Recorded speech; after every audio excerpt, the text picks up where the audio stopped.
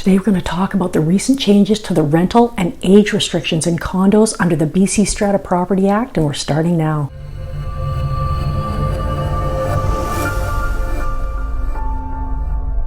On November 21st, 2022, Bill 44 was introduced in the BC legislature. The Building and Strata Statutes Amendment Act of 2022 proposed changes to the Strata Property Act regarding rental and age restriction bylaws. And I want to talk to you about that affects you as a seller, you as a buyer, you as a homeowner, and as a Strata Council member. However, before we do, please make sure that you subscribe to our YouTube channel and like this video. We're posting new videos every single week. On this channel, we give you the straight goods on Vernon and the Okanagan, our ultimate four seasons paradise. Whether you're moving in 9 days or 90 days, or you're just curious about the area that we call home, be sure to call, text, or email and just add salt. Some of you right now are saying, what's strata? Before we get into this discussion anymore, I should define strata. It simply means condo. Most every other province in Canada says condo and condominium. In fact, BC is the only jurisdiction in all of North America to say strata. For whatever reason, BC follows the example of the Australian state of New South Wales. In 1961, New South Wales was the first jurisdiction to introduce strata condo legislation. Strange, but true. The changes we are talking about today refer to rental restrictions in condos and age restrictions. First of all, let's talk about those rental restrictions. As of November 22nd, 2022, no rental restrictions are allowed anymore in strata buildings, period. Strata can no longer have any rental restriction bylaws, and any that do exist, and there are a lot of them, no longer valid. Saying that, short-term rental strata bylaws are allowed. And so there can be limits placed on short-term Airbnb or VRBO type of weekly and nightly and other short-term rentals. That means a strata corporation would not be able to, they can't screen tenants, they can't establish screening criteria, they can't require the approval of tenants or anything like that, period. Everything has to be allowed to be rented. So that's the first change, no rental restrictions. The second change I'm going to talk about is the age restriction change. All age restrictions in strata properties, condos, with the exception of 55 plus, on the same date, November 24th, 2022, any age restriction bylaw restricting ages to less than age 55 is invalid. 19 plus? Nope. 45 plus? No way. 50 plus? The only age restriction allowed, as I just said, are age restriction bylaws that require one or two persons residing in the strata lot to have reached an age that is not less than 55 years. So 55 plus is allowed. Just to be clear, the legislation also allows that any live-in caregiver, including caregivers that are actually under the age of 55, they can live in a strata unit with a 55 plus age restriction bylaw. Once again, these changes apply regardless of any existing strata bylaws. So this legislation supersedes what's currently in place. Okay, so let's look at these changes and consider the ramifications. The idea, obviously, of these changes is to free up more housing for families looking to buy or rent in order to help to alleviate some of the current BC housing crisis.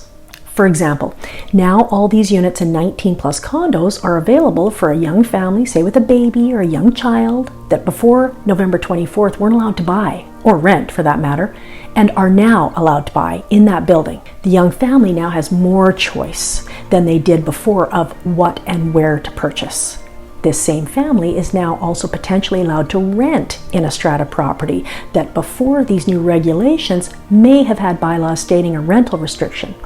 Maybe the bylaw for the development stated that all rentals had to be for a minimum of a year. Or maybe the number of units allowed to be rented at any given time was limited to, say, 3 or 5 units at a time or something like that. Or maybe the bylaws simply stated no rentals. Now that can't happen, so poof, more inventory available for the younger folks, potentially the families or just plain younger couples to buy or rent.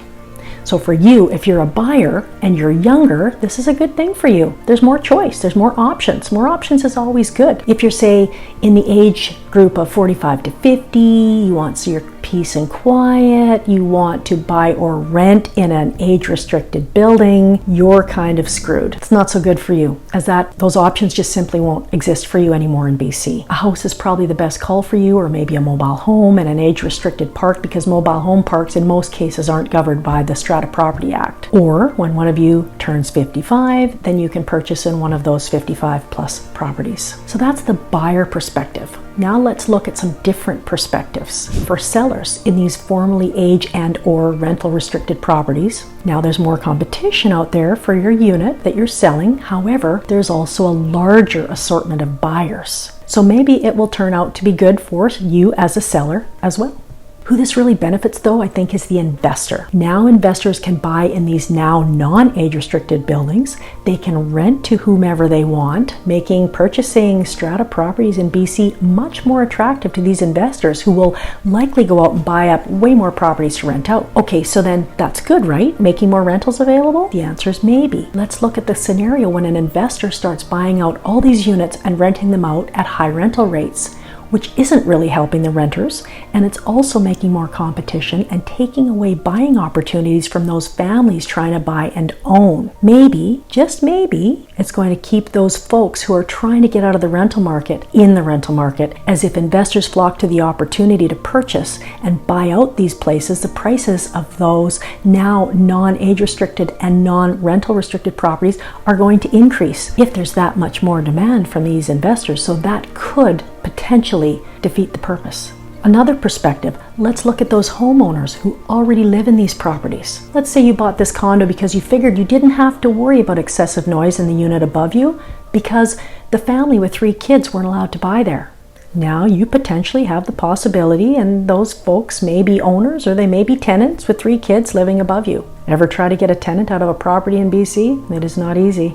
Let's look at those who are on the Strata Council and whose job, their volunteer job I might add, is to collect fees, pay bills, and enforce the bylaws. Any Strata Council member would agree that by and large, if something goes wrong in the building, it is much easier to deal with the owner-occupier than the landlord, or the tenant, I guess. I don't think there's lineups to be on any of these strata councils in the first place, and now I think it's going to be even shorter if those volunteers' positions continue to get that much harder. Hopefully the desired effect happens, and there will be more opportunities for younger folks to get into the housing market by making a purchase now in a non-age or rental restricted building, or by having more properties come up for rent to choose from at affordable prices. Let's hope.